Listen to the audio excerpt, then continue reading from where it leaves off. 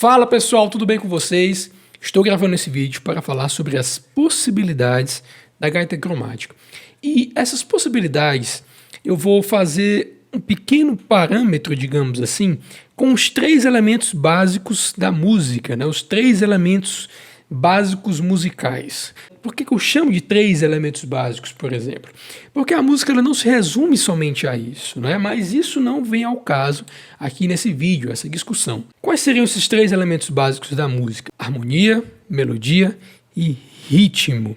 Então esses são os três elementos básicos da música e eu vou falar um pouquinho sobre esses três elementos básicos e como esses elementos básicos se encaixam com as possibilidades de utilização desse instrumento. Todo mundo sabe quem toca e quem não toca esse instrumento, que geralmente os instrumentos de sopro, e a gaita cromática se inclui nisso, são instrumentos ditos como instrumentos melódicos, ou seja, são instrumentos que são responsáveis por um desses elementos musicais, né? Um desses elementos básicos musicais. A gaita cromática, de certa forma, ela é conhecida por ser um instrumento melódico, assim como a flauta transversal, assim como o saxofone, deixa eu ver outro instrumento, assim como um oboé ou um clarinete, o oboé, nem sei direito. Mas então, porém, esse instrumento aqui, ele consegue, de certa forma, caminhar dentro dos outros elementos musicais, dentro do elemento harmônico e dentro também do elemento rítmico. Mas como assim, cara? Eu conheço esse instrumento fazendo só melodias, não é? Por exemplo, conheço fazendo só isso, construindo essas linhas melódicas, os solos e tal, e coisas do tipo. Bom, eu não vou entrar no mérito, digamos assim, da parte melódica, porque a parte melódica todo mundo já está cansado de saber de como esse instrumento é utilizado, já está cansado de saber e de ouvir de como esse instrumento é utilizado. Mas eu vou entrar um pouquinho mais a fundo, claro que não tanto também, porque esse vídeo também senão fica muito grande, mas um pouquinho mais nessa questão harmônica e rítmica, como esse instrumento é utilizado nesses contextos. O primeiro deles, na parte harmônica. Galera, harmonia, quando a gente fala desses detalhes de harmonia, a gente lembra muito dessa questão dos acordes, do acompanhamento, né, da base.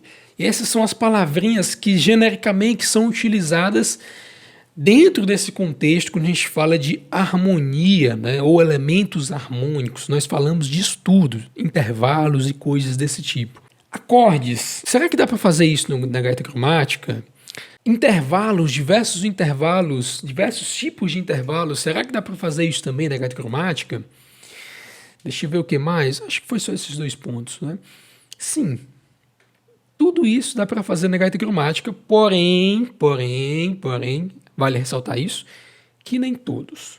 Por exemplo, conseguimos fazer alguns acordes aqui, conseguimos montar aquela estrutura básica de tônica, terça e quinta.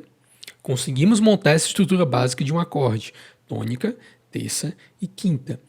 Mas nem sempre vamos conseguir montar todos os acordes por conta da disposição de notas do instrumento, ou seja, da organização de notas do instrumento. Por quê? Porque tem notas sopradas e notas aspiradas. Nós trabalhamos com esses dois fluxos de ar, com o fluxo soprado e com o fluxo aspirado. Talvez seja o único instrumento de sopro. Por que eu falo talvez? Porque não tenho certeza disso. Mas talvez seja o único instrumento de sopro que você consegue trabalhar com esses dois fluxos de ar. Você sopra e você aspira. E talvez seja um dos poucos instrumentos de sopro também que você consegue fazer os acordes de uma forma mais orgânica e mais natural, sem precisar de recursos adicionais. Você só junta algumas notas aqui e forma esses acordes.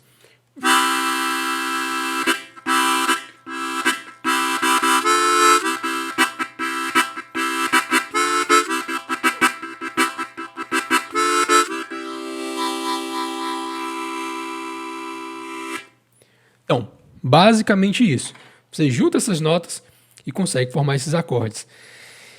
Mas como eu falei, nem todos os acordes nós vamos conseguir montar e tocar por conta dessa questão desse fluxo de ar.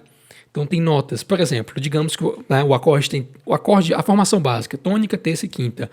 A tônica é soprada e a quinta é aspirada. Já matou praticamente o acorde nesse sentido. Então é muito importante que você conheça as formações básicas dos acordes para conseguir aplicar isso no instrumento. Mas é possível fazer muitos acordes. Eu vou falar de alguns tipos, não vou falar exatamente dos acordes especificamente. Um acorde de Dó maior, um acorde de Ré não sei o que, coisa do tipo, até porque senão vai ficar muito longo. Mas aqui na gaita cromática nós conseguimos fazer acordes maiores, acordes menores, acordes meios diminutos também. Deixa eu ver se algum acorde dominante. Não estou lembrando agora se a gente consegue fazer algum acorde dominante. Se a galera tiver da gaita que estiver assistindo esse vídeo e quiser contribuir, agora de cabeça eu não lembro se a gente consegue fazer algum acorde dominante com isso. Mas conseguimos fazer esses acordes maiores, os acordes menores e os acordes diminutos e meio diminutos. Claro que não todos, alguns deles. Alguns deles nós conseguimos fazer. Pensando na questão dos intervalos, os intervalos também nós conseguimos fazer os dois tipos de intervalos. Os intervalos melódicos, obviamente. Os intervalos melódicos são notas tocadas de formas separadas umas das outras.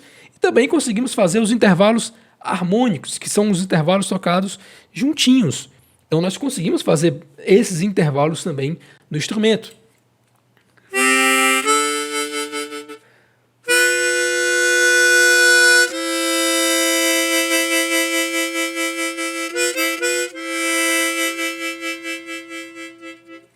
Conseguimos fazer também esses intervalos no instrumento, tá? Então, são essas possibilidades da questão harmônica. Conseguimos fazer alguns acordes, conseguimos fazer alguns intervalos, tanto os melódicos e tanto os harmônicos.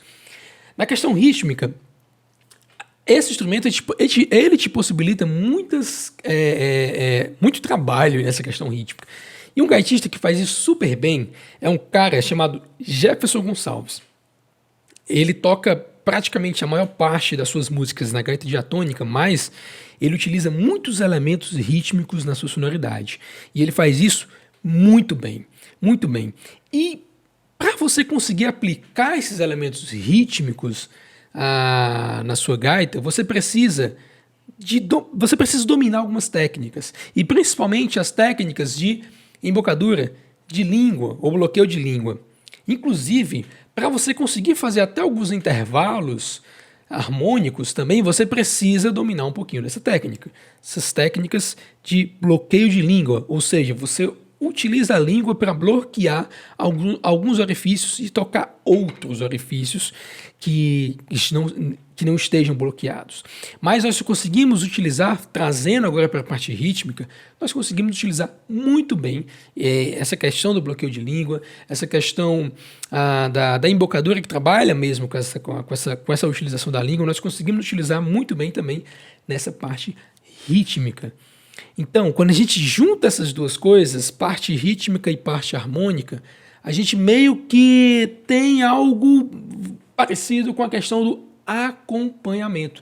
Então, se a gente tem a questão do acompanhamento, é muito interessante por conta disso, porque o instrumento ele sai do patamar melódico e ele entra no patamar de quê? Do patamar de acompanhamento. Claro que esse vídeo não tem uma ideia de ser um vídeo revolucionário, dizer que a gaita não é um instrumento X, nem Y e coisas do tipo. Não é nada disso. É somente para te informar sobre essa questão, tá? Então, se você gostou desse vídeo, compartilha aí, espalha esse vídeo e vamos nessa, tocar esse instrumento, conhecer esse instrumento, porque é um instrumento riquíssimo, Valeu!